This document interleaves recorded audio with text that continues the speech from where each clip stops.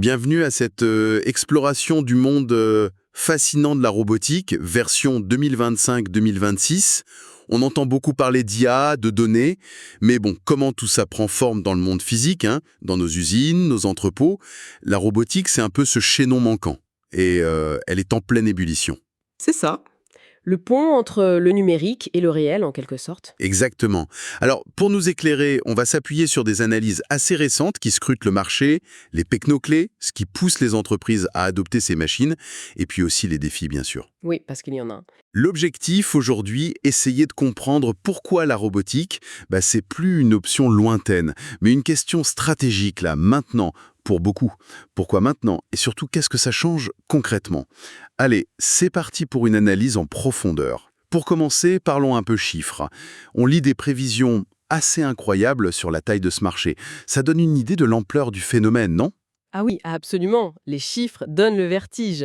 Et surtout, ils confirment qu'on est bien au-delà d'une simple mode. C'est structurel. Alors, selon les périmètres, est-ce qu'on parle juste de robotique avancée ou de tout le marché? Bon, les estimations varient un peu, D'accord. mais la tendance, elle, est très claire. Pour la robotique avancée, on évoque environ 54 milliards de dollars US en 2025, et ça pourrait frôler les 280 milliards d'ici 10 ans. C'est énorme. Oui. D'autres études un peu plus larges parlent de quasiment 50 milliards en 2024, visant plus de 210 milliards en 2034. Donc, dans tous les cas, on a des taux de croissance annuels moyens impressionnants, souvent entre 16 et 20 C'est à 20% par an, Hmm. c'est fou. Mais quand on dit robotique, c'est un terme assez large finalement. Quels sont les segments qui tirent cette croissance spectaculaire? C'est toujours les gros bras robotisés des usines automobiles? Alors, les robots industriels classiques, oui, ils restent un pilier très important. C'est un marché mature qui continue de croître solidement. Mais c'est vrai que la croissance la plus spectaculaire, elle vient d'ailleurs maintenant. Ah oui. Prenez les robots de service, par exemple. Ceux pour la logistique, la santé, la maintenance, l'inspection. Là, on parle d'un marché qui pourrait passer de 14 milliards de dollars en 2025 à 50 milliards dès 2030. D'accord. La logistique, la santé. Et puis, il y a le phénomène des cobots, les robots collaboratifs. C'est peut-être là que la dynamique est la plus folle. On anticipe une multiplication par plus de 10 de leur marché en moins d'une décennie. Par 10. Oui, on passerait de 5-6 milliards en 2025 à potentiellement plus de 70 milliards en 2034. Ça fait une croissance annuelle de plus de 30%. Incroyable. Et il ne faut pas oublier les robots mobiles autonomes, les AMR et AGV, qui sont en train de transformer la logistique interne. Après, bon, les robots humanoïdes, on en parle beaucoup, mais ça reste encore une niche pour l'instant en termes de déploiement industriel réel. D'accord. Donc une explosion tirée par les services, les cobots, la mobilité. Intéressant. Et géographiquement, qui mène la danse dans ce domaine? Est-ce qu'il y a des spécialisations par région? Oui, la carte mondiale de la robotique, elle est assez contrastée. La Chine, évidemment, est incontournable.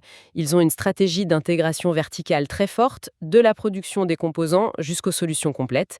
Ils installent énormément de robots, plus qu'eux. Plus que tout le monde, j'ai lu ça quelque part. Dans certains secteurs, oui.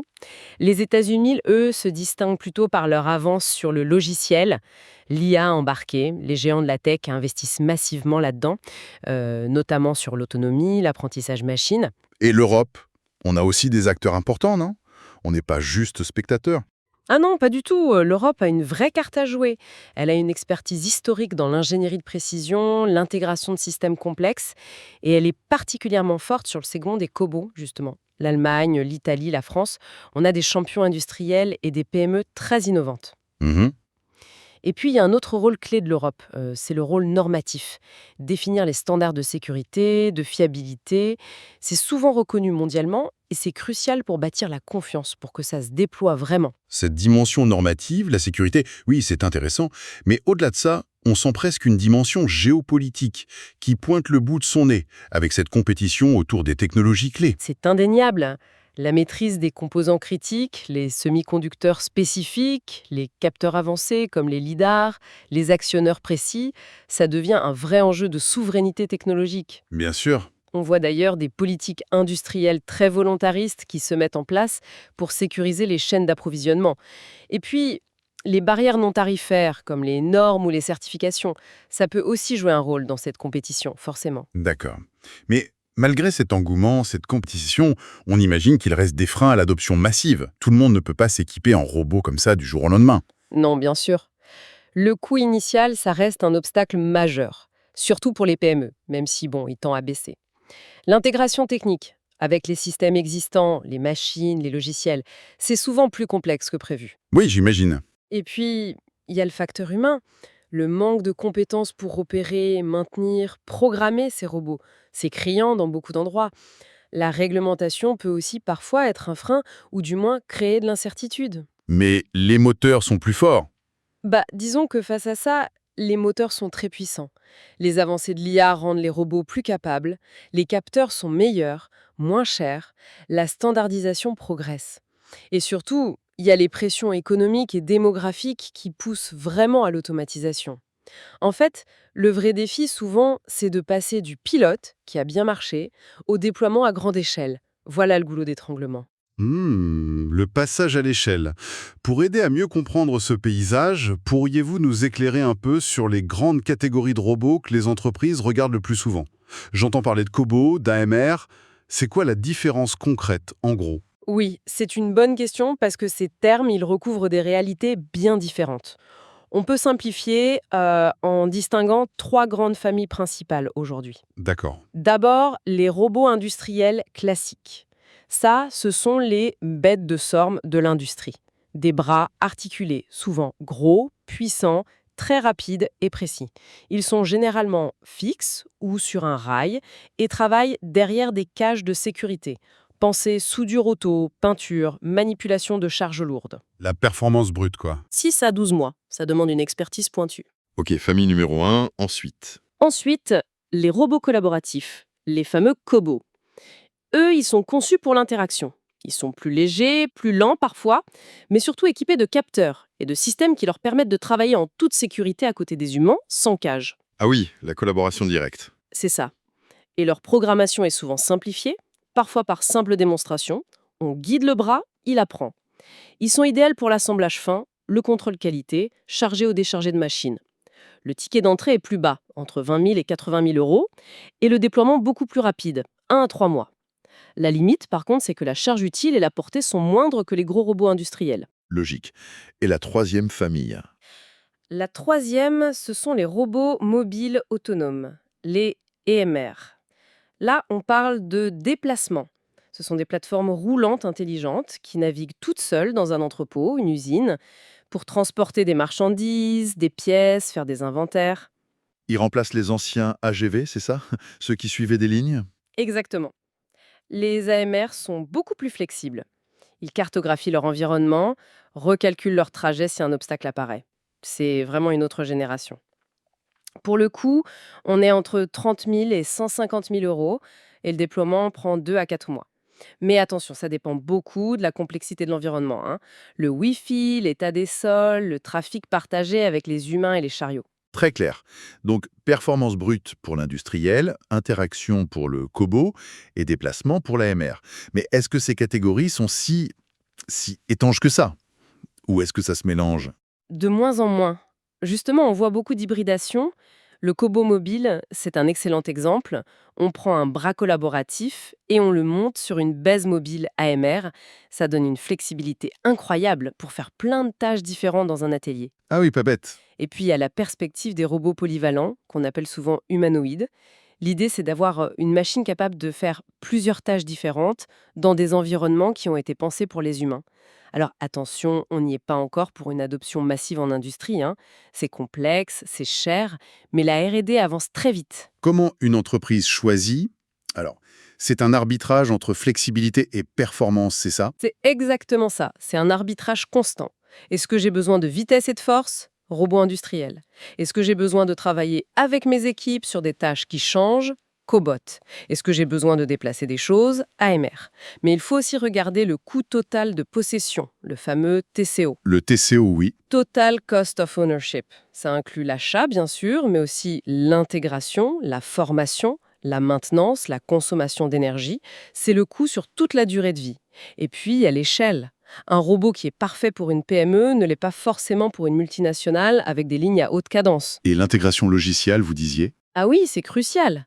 Plus on va vers des robots intelligents, autonomes, collaboratifs, plus l'intégration logicielle avec les systèmes existants de l'entreprise devient critique. Le RP, qui gère les ressources globales, le MS, qui suit la production en temps réel sur l'atelier. Il faut que le robot puisse communiquer avec ces systèmes, recevoir des ordres, envoyer des informations. C'est souvent là que ça coince, si ce n'est pas bien anticipé. D'accord. Tout cela nous amène à la question clé.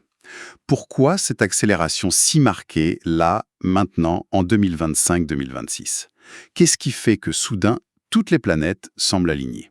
C'est une convergence de plusieurs facteurs assez puissants. D'un côté, on a des pressions économiques et sociales qui sont devenues très fortes. Il y a cette espèce de crise de productivité larvée dans beaucoup de pays développés.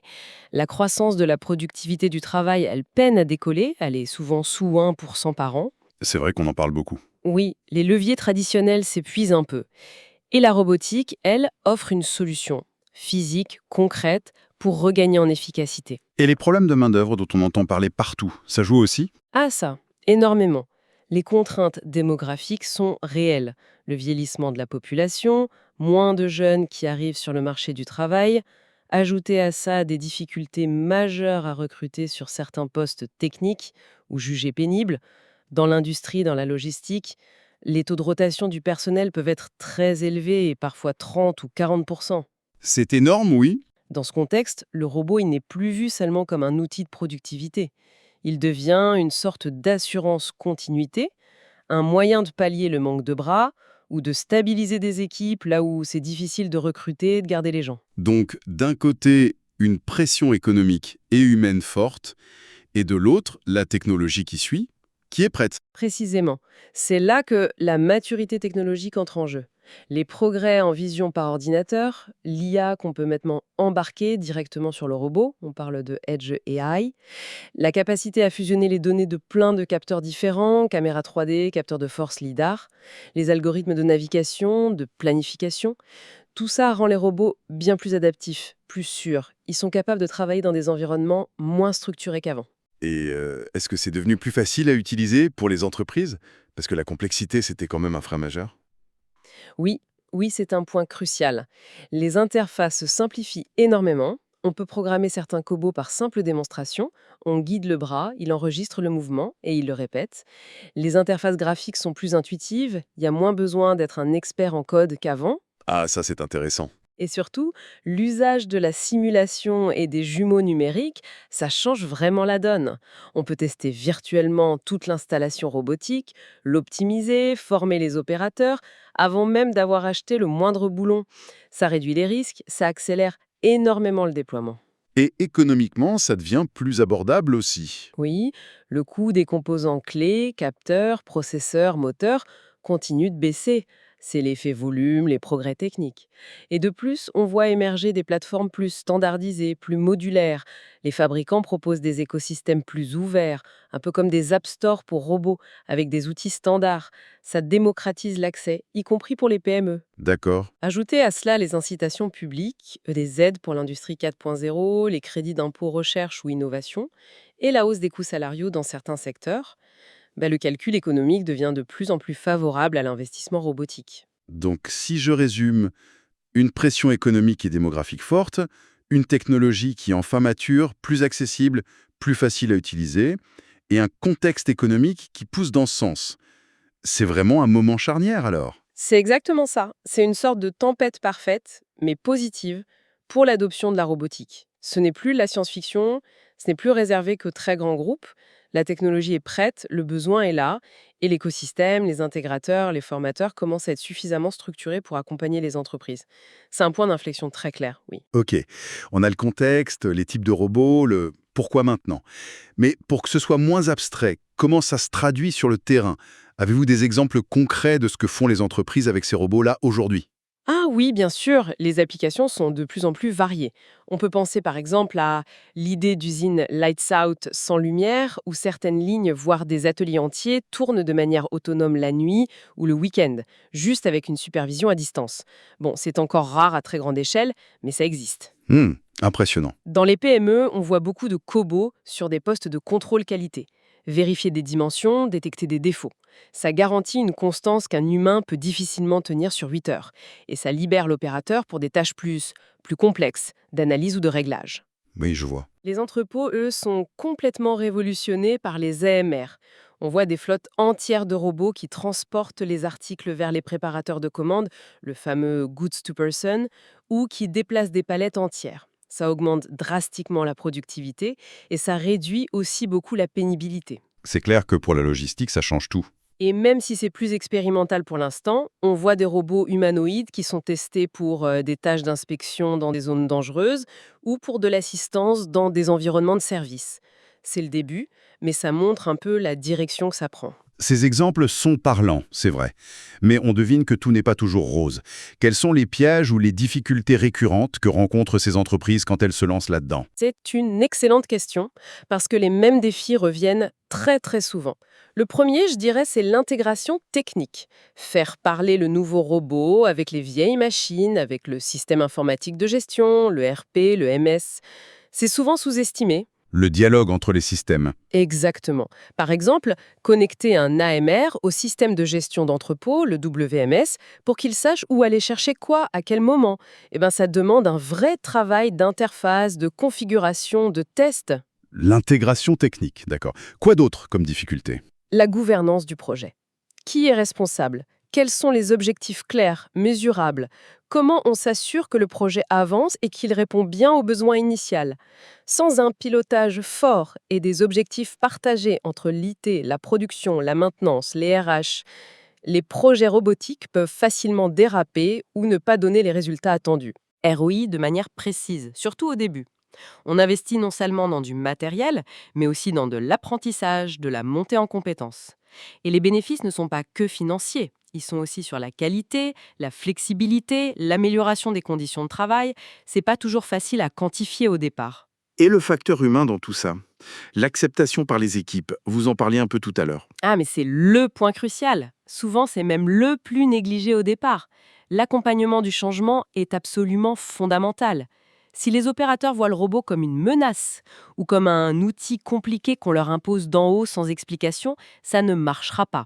La résistance au changement. Oui, il faut les impliquer très tôt dans le projet, les former, repenser avec eux leurs tâches, valoriser leur expertise métier qui reste indispensable. Un robot, aussi performant soit-il, il ne fait rien tout seul. Il faut des humains compétents pour le superviser, le maintenir, l'alimenter et travailler avec lui efficacement. J'ai vu des projets échouer, non pas à cause de la technologie qui était bonne, mais par manque d'adhésion et d'accompagnement des équipes. C'est vraiment clé.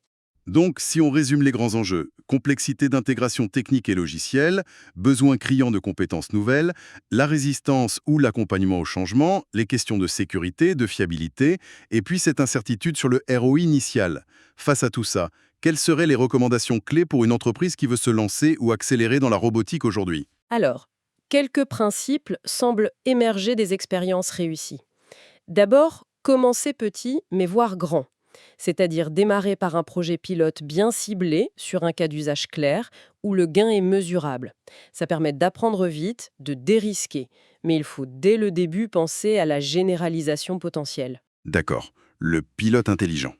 Ensuite, définir les bons indicateurs de performance, les fameux KPI. Ne pas regarder que le coût de la main-d'œuvre remplacée.